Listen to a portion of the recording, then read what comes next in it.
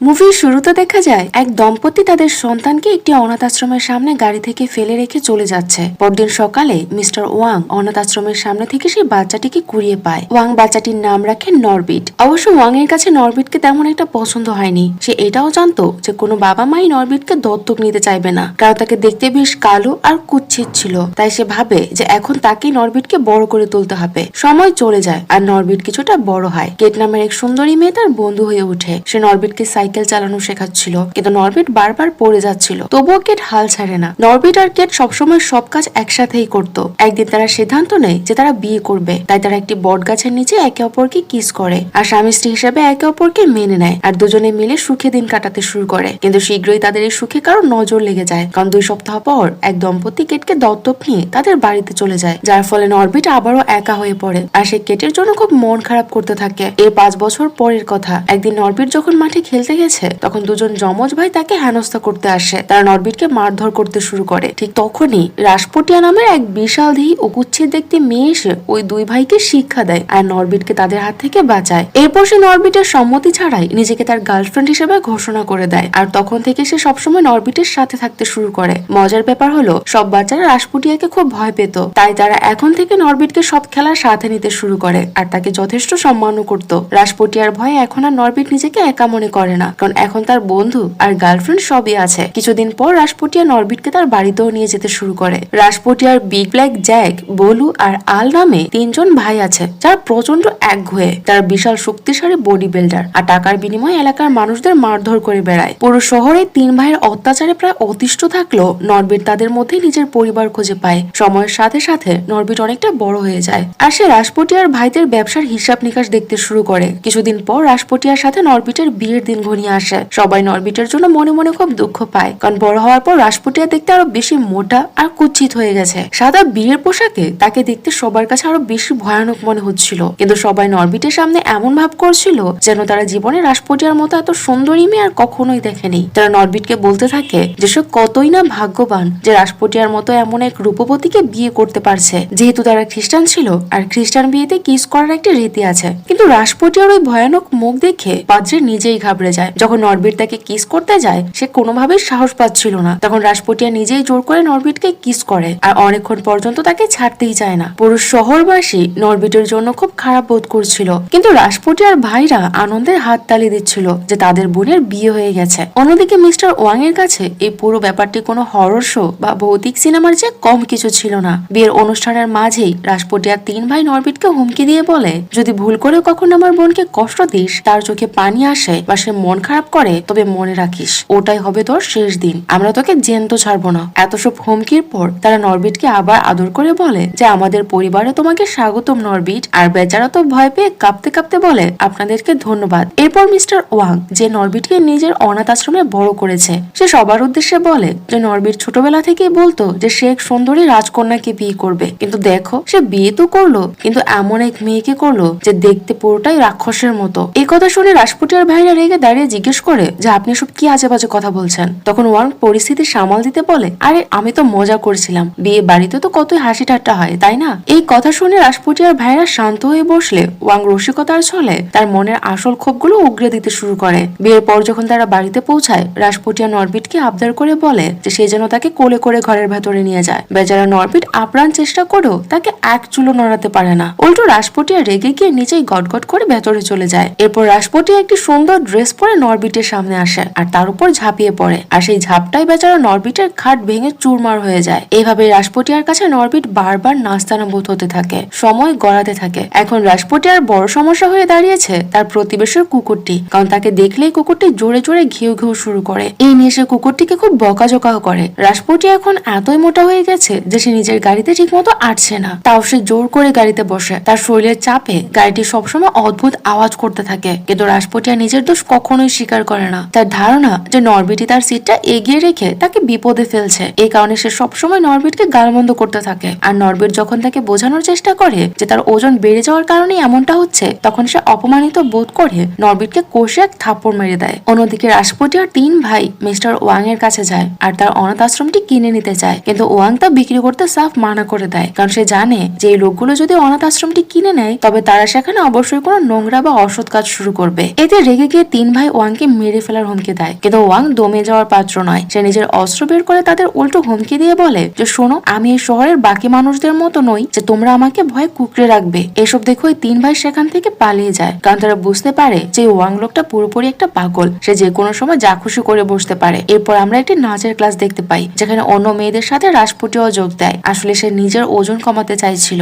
রাজপুটি অনেক চেষ্টা করে কিন্তু দ্রুতই হাঁপিয়ে যায়। তখন সে নাচের শিক্ষককে প্রস্তাব দেয় যে কাজ করো, তুমি আমার বাড়ি এসে আমাকে নাচ শেখাও। শিক্ষকও রাজি হয়ে যায় আর বলে, আরে আপনি যা বলবেন তাই হবে, তবে বিনিময়ে আপনি কি আপনার ভাইদের বলে আমাকে কিছু টাকা পাইয়ে দিতে পারবেন? আসলে আমি আমার ডান্স ক্লাসের একটা ভিডিও বানাতে চাই যাতে আন্তর্জাতিক ক্লায়েন্ট পাওয়া যায়। পরদিন নরবিট কাজ থেকে একটু তাড়াতাড়ি বাড়ি ফিরে আসে। এসে সে ঘর থেকে কিছু অদ্ভুত আওয়াজ শুনতে পায়। যখন সে ঘরের ভেতরে যায়, সে দেখে যে তার স্ত্রী রাজপুটিয়া সেই নাচের শিক্ষকের সাথে আপত্তিকর অবস্থায় লিপ্ত আছে। কিন্তু এই চালাক শিক্ষক নরবিটকে দেখে মিথ্যে অজুহাত দিয়ে বলে, আমি তো ওকে কাপড় ছাড়া নাচ শেখাচ্ছিলাম যাতে রাজপুটি আমার শরীরের প্রতিটি পেশি দেখতে পায়, এর বাইরে আর কিচ্ছুই না। তুমি ভুল বুঝছো। আমার প্ল্যান ছিল যে আমার মাসেল দেখলেও রোগা হওয়ার অনুপ্রেরণা পাবে সে, তাই আমি এভাবে বসেছিলাম। এই কথা বলে নাচের শিক্ষক সেখান থেকে দৌড়ে পালায়। কিন্তু এরপর রাজপুটিয়া এমন ভাব করতে থাকে যেন এখানে কিছুই হয়নি। সে সোজাসুজি অস্বীকার করে বলে যে ওই শিক্ষকের সাথে তার কোনো সম্পর্কই ছিল না। নরবিট যা দেখেছে ভুল দেখেছে। নরবিট নিজের চোখে সবকিছু দেখার পরও রাজপুটিয়া যখন তা অস্বীকার করছিল,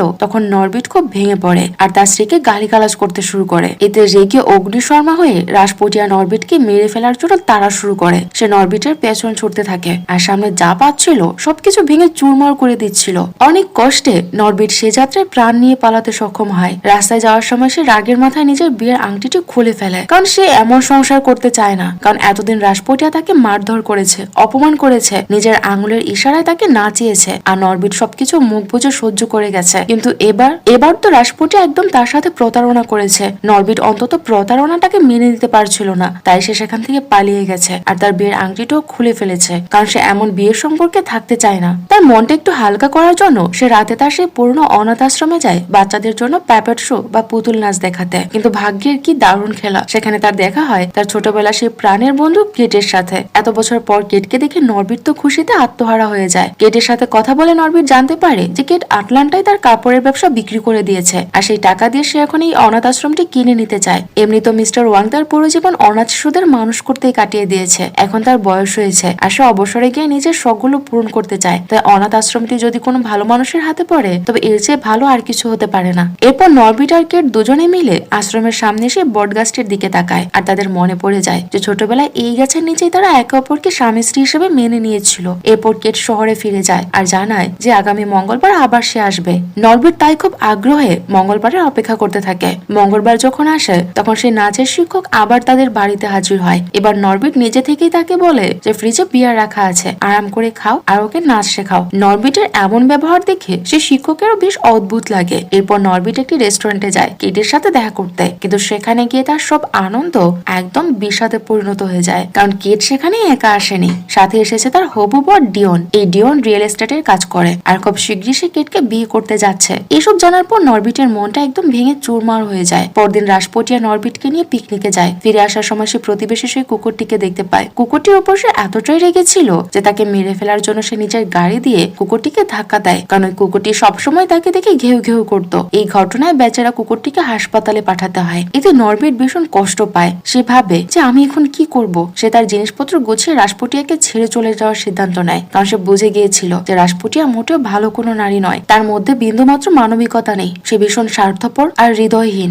তখন রাজপুটিয়া ওর আগের মাথায় তাকে বলতে থাকে যে যাও যাও, চলে যাও, তোমার তো থাকার কোনো জায়গাও নেই, খাওয়ার কোনো ঠিকও নেই, তুমি গেলেও যাবে কোথায়। কিন্তু তবুও নরবিট থামে না। তখন রাজপুটিয়া এক মিথ্যে অজুহাত দিয়ে বলে, আরে আমি তো প্রেগনেন্ট, আমি তোমার সন্তানের মা হতে চলেছি, এই অবস্থায় তুমি আমাকে ফেলে চলে যাবে কিভাবে? এই কথা শোনার পর নরবিট একদম থমকে দাঁড়ায়, কারণ সে চাইছিল না যে তার সন্তানও তার মতো অনাথ হয়ে যাক। তাই সে আবার রাজপুটিয়ার কাছে ফিরে আসে। পরদিন তারা সবাই একটি মেলায় যায়, যেখানে কেটও তার হবু বর ডিওনের সাথে এসেছিল। এখানে নরবিট কেটকে বলে যে সেও তার স্ত্রীর সাথে এসেছে, আর সে রাজপুটিয়ার সাথে তার পরিচয় করিয়ে দেয়। কেট রাজপুটিয়ার অনেক প্রশংসা করে আর তার সাথে সুন্দর করে কথা বলতে শুরু করে, কিন্তু রাজপুটিয়া তার সাথে অত্যন্ত অভদ্র আর রূঢ় ব্যবহার করে। কিছুক্ষণ পর রাজপুটিয়া নরবিটকে চুপি চুপি বলে যে সে আসলে প্রেগনেন্ট নয়, ওসব ছিল তাকে আটকানোর একটা বাহানা মাত্র। এটা জানার পর নরবিট আরো বেশি ভেঙে পড়ে যে সে তার সাথে বাচ্চা নিয়েও কিভাবে মিথ্যে কথা বলতে পারে। এদিকে কেট রাজপুটিয়ার ভাইদের সাথে দেখা করে। সে তাদের জানায় যে তারা অনাথ আশ্রমটি কিনে নিতে যাচ্ছে। 3 ভাই এটা জেনে বেশ অবাক হয় যে মিস্টার ওয়াং তাদের কাছে আশ্রমটি বিক্রি করেনি, কিন্তু এখন কেটের কাছে বিক্রি করতে কিভাবে রাজি হয়েছে সে। কিছুক্ষণ পর রাসপুটিয়া দেখতে পায় যে নরবিট কেটের সাথে নাচছে।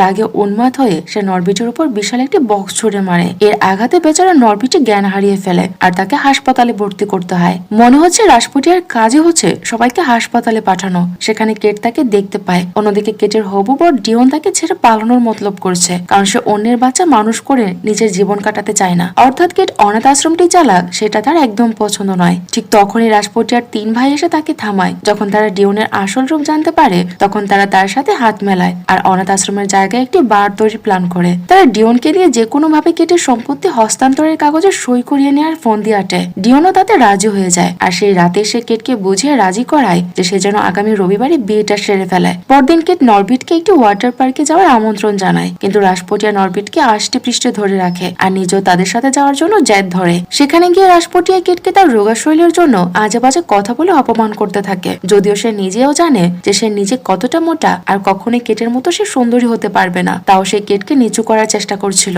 অথচ কেট আজ পর্যন্ত কখনো রাসপুটিয়াকে নিয়ে ঠাট্টা করেনি, বরং তাকে সবসময় সুন্দরী বলেছে। এরপর রাসপুটিয়া কেটের দেখা দেখি স্লাইড করার জন্য জেদ ধরে আর ওয়াটার পার্কে হুলস্থুল কাণ্ড বাঁধিয়ে দেয়। রাসপুটিয়া যখন দেখে যে কেট স্লাইড করছে আর নরবিট তার দিকে তাকিয়ে আছে, তখন সে নিজেও স্লাইডে চড়ে বসে। সেখানকার ইনস্ট্রাক্টর তাকে বাধা দিয়ে বলে যে এখানে 300 পাউন্ডের বেশি ওজনের কেউ স্লাইড করতে পারবে না। তখন রাসপুটিয়া মিথ্যে কথা বলে যে তার ওজন তো মাত্র 165 পাউন্ড। ইনস্ট্রাক্টর বুঝতে পারছিল যে সে মিথ্যে বলছে, কিন্তু তার ভয়ে সে তাকে স্লাইড করার অনুমতি দিয়ে দেয়। ব্যাস, স্লাইড করতে নামার সাথে সাথেই পুরো স্লাইডটি নড়তে শুরু করে আর স্লাইড করার সময় সে স্লাইডের কাঠের দেয়াল ভেঙে সরাসরি বাচ্চাদের পুলের উপর গিয়ে পড়ে। তার পড়ার চোটে পুলের সব পানি ছিটকে বাহিরে চলে আসে আর পাশের ব্রিজটি পুরোপুরি ভিজে যায়। সেই পুলে একটি ছোট মেয়ে বাচ্চা ছিল। সে ভয়ে প্রায় আধমরা হয়ে যায়। বেচারি মনে মনে ভাবছিল যে হাতিটি যদি আমার উপর পড়তো তবে তো আমার চাটনি হয়ে যেত।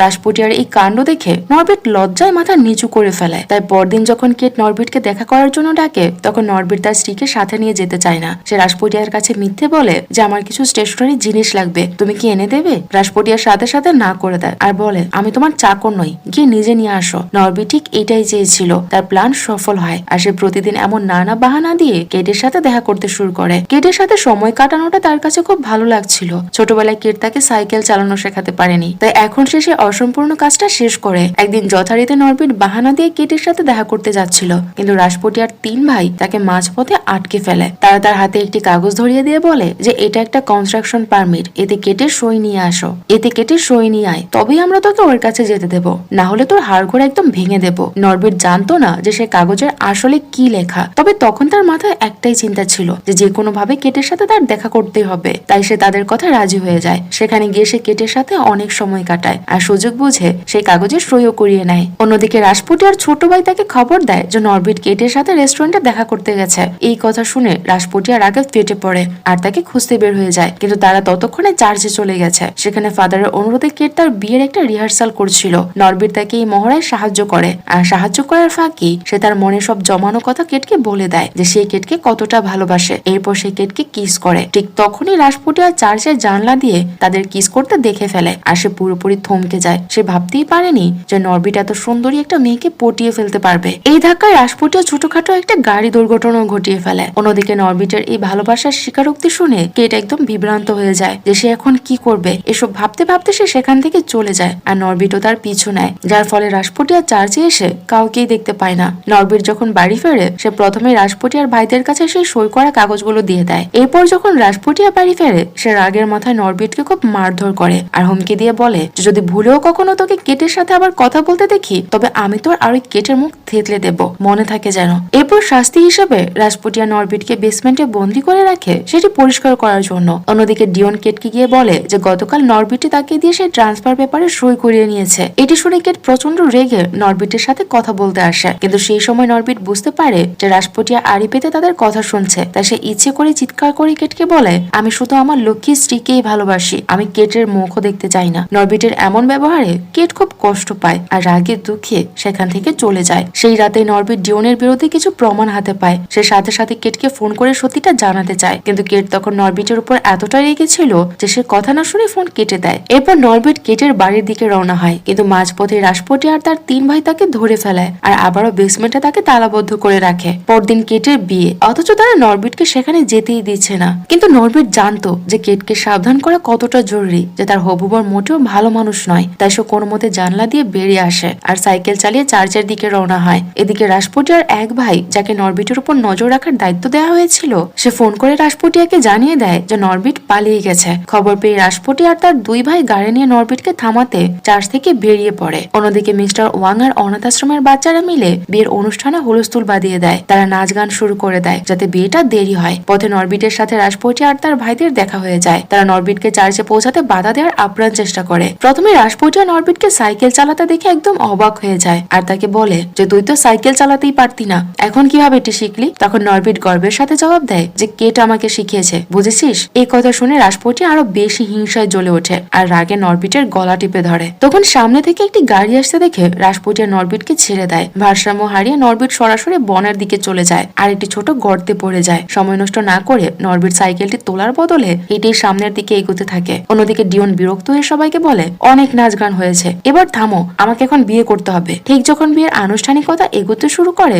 নরবিট ড্রিয়ান আর নদী পেরিয়ে কোনো মতে শেষ পর্যন্ত কেটের কাছে পৌঁছায়। বিয়ে থামে এসে সবার সামনে প্রথমে কেটকে বলে, আমি তোমাকে অনেক ভালোবাসি। ঠিক তখনই রাসপুটিয়া আর তার ভাইরাও সেখানে পৌঁছে যায়। রাসপুটিয়া গর্জে উঠে বলে, তুই এটি কি বললি? কিন্তু আজকে নরবিট আর তাকে দেখে ভয় পায় না। সে সোজাসুজি রাসপুটিয়ার মুখের উপর বলে দেয়, আমি তোমাকে একদমই ভয় পাই না, বরং আমি কেটকে ভালোবাসি। এতদিন তোমার ভয় তোমার সাথে ছিলাম, কিন্তু এখন আর আমি ভয় পেতে চাই না। আমিও একজন সাধারণ মানুষের মতো বাঁচতে চাই, তোমার সাথে থাকলে সেটা কখনোই সম্ভব না। এরপর নরবিট ডিওনের আসল রূপ ফাঁস করে দেয়। সে কেটকে বলে যে ডিওন আসলে একজন প্রতারক। সে শুধু টাকার জন্য কেটকে বিয়ে করতে চাইছে। এর আগেও সে অনেক মেয়ের সাথে টাকার জন্য জালিয়াতি করেছে। এমনকি ডিওনের অনেকগুলো স্ত্রী আর সন্তানও আছে। শুধু তাই নয়, ডিওন রাসপুটিয়ার ভাইদের সাথে হাত মিলিয়ে অনাথ আশ্রমটি দখল করতে চায়। ডিওন মাঝখানে বাধা দিয়ে বলে, এসব কি আজে বাজে কথা বলছো তুমি? সে কেটকে বোঝানোর চেষ্টা করে যে নরবিট যেহেতু তাকে ভালোবাসে, তাই বিয়ে ভাঙার জন্য এসব বানানো গল্প বলছে। তখন নরবিট তার কাছে থাকা প্রমাণগুলো দেখাতে চায়, কিন্তু পানিতে পড়ে যাওয়ায় সব ধুয়ে মুছে গিয়েছিল।